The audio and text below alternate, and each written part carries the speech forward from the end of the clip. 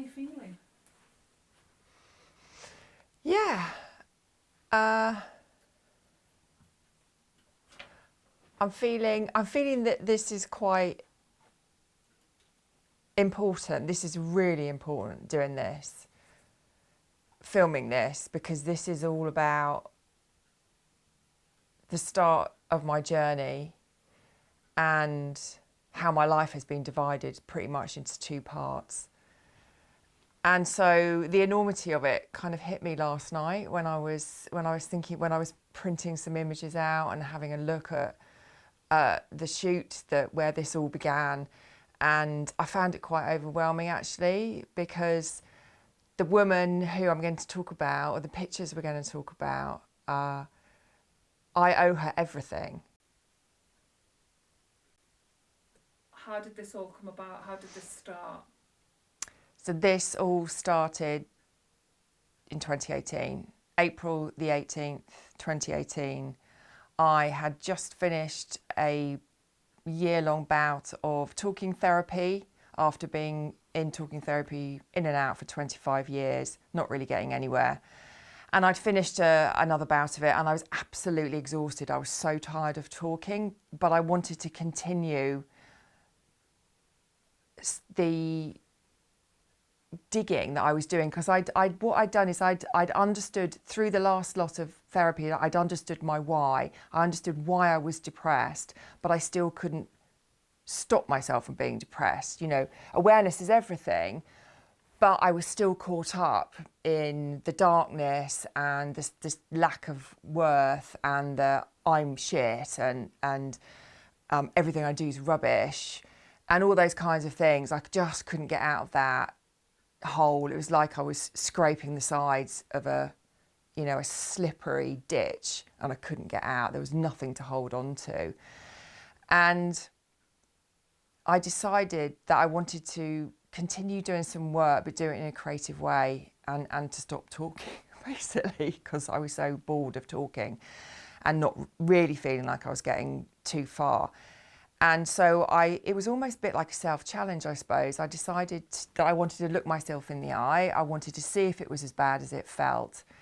So I decided to sit with my most difficult emotions and photograph what was there. And I'd had this idea in my head for an image that I wanted to capture.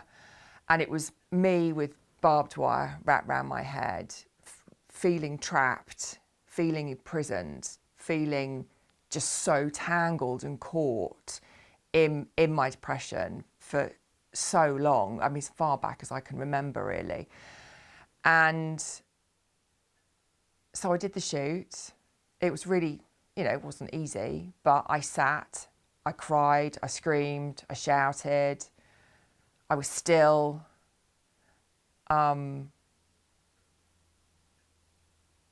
It was really cathartic in that sense. And then I kind of packed it all up and downloaded my images, and I hadn't even thought about what I was going to see. And what I saw really, really surprised me, because I didn't see a woman that I didn't like. I didn't think she was ugly. I saw a woman who was in agony, and the only person that could help her was me. It was like she was asking me. And it was so profound and so transformative, just those few initial minutes when I was looking at the beginning of my gallery. And it absolutely changed everything. Those vital inches between my head and the screen and what I was looking at gave me just enough objectivity to grant myself compassion for the first time in my life. And what I didn't realise was that I was doing therapeutic photography on myself. I was using the images in a deeply and profoundly therapeutic way.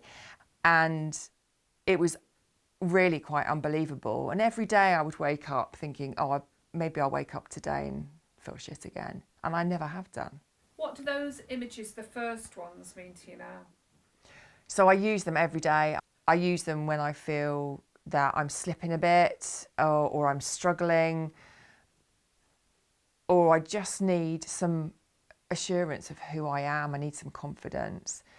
And those images were such a pivotal moment because they help me make sense of my past up until that point.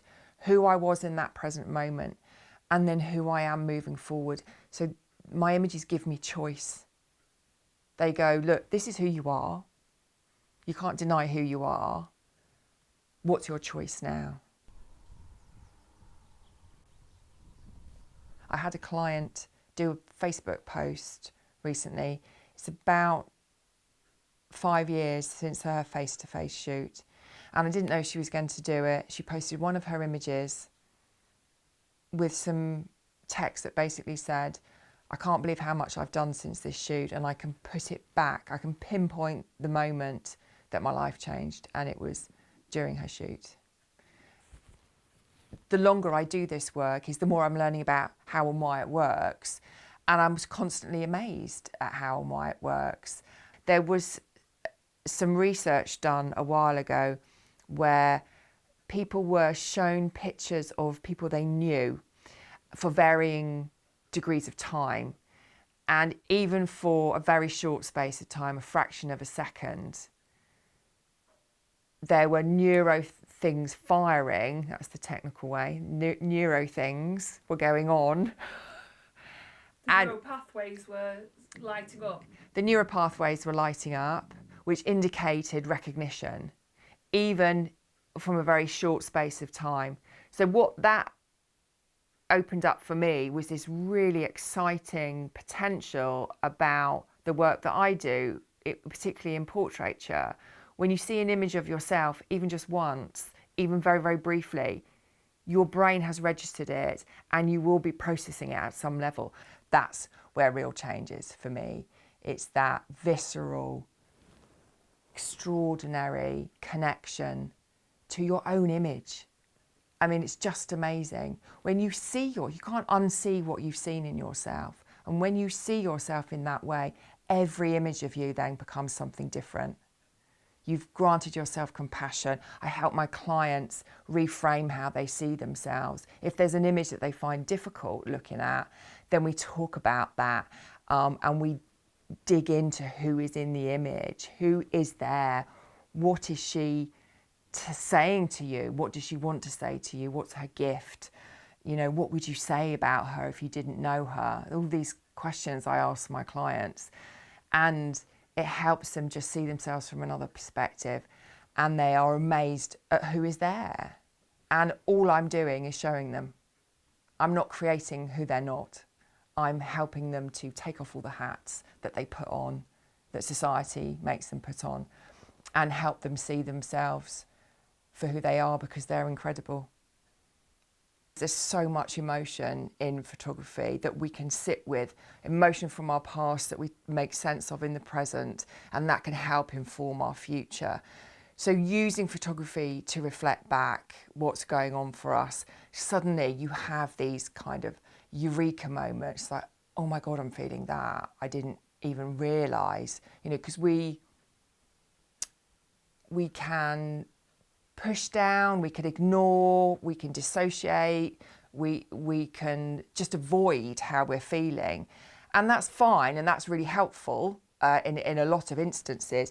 But if we're continually doing that, then we're missing something that our body's trying to tell us.